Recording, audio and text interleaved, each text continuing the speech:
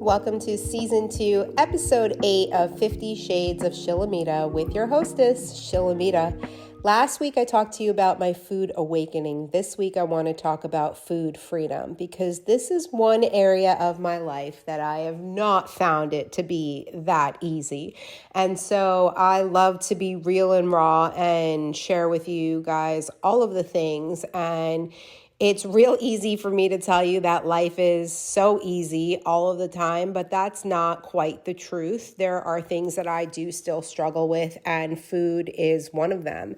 And so in my awakening, I know that there are a lot of foods that are not good for me and are not good for most people.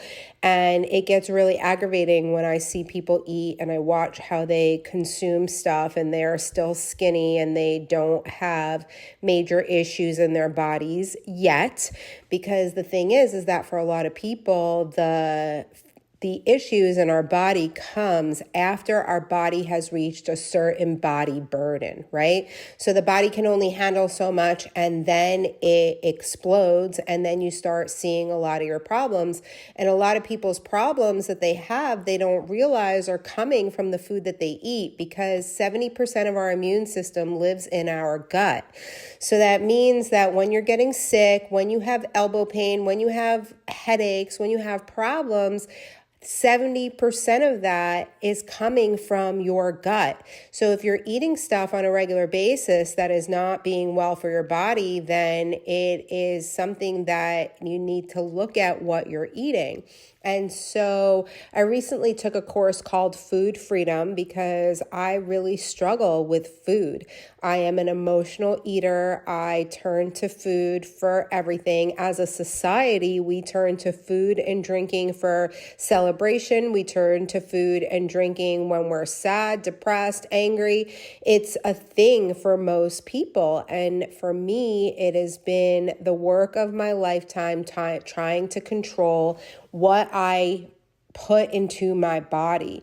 And so the ultimate goal is to get to a point where I am able to have a meal and not shame myself, not call myself a good girl or a bad girl, depending on what I'm eating. I know that this probably sounds familiar to a lot of people who are listening because that's what we do. That's what we've been conditioned to do, right? You don't eat the cookie and then you're a good girl, or you ate an extra slice of pizza and now you're a bad girl.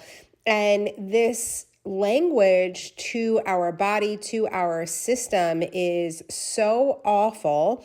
And so I actually signed up for a course called Rooted. It is a 10-month certification from the Soma School of Somatics. And I'm really excited to start diving deep into what actually causes us to want to eat.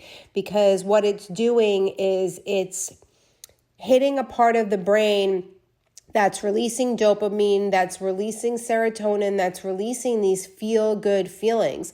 And in my case, I don't even feel good when I'm doing the eating because then the shame cycle starts.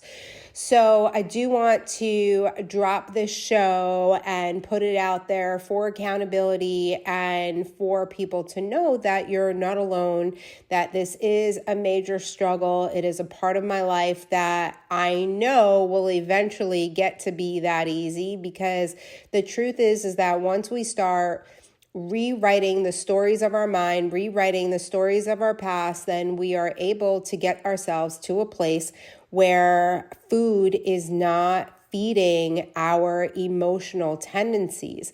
And that's what we really need to understand, that the food is, it's feeding something. It's allowing for you to feel safe, to feel secure, to feel comfort, to feel happiness, right? So the food is doing something to our brain and to our psyche. And instead, we need to replace that with other things. So being in the world of somatics for a while and using it in my practices, I do know that when we get up and we move our bodies and we shift our thinking, when we dance, when we do stuff like yoga, Pilates, Qigong, anything that you choose, that we make a different choice and we start to change the trajectory of what our body actually needs in the moment.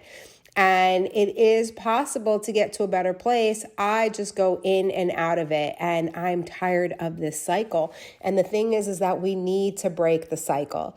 And so the work of my lifetime has been to break the generational cycles that I've been in, to break the cycles of my childhood.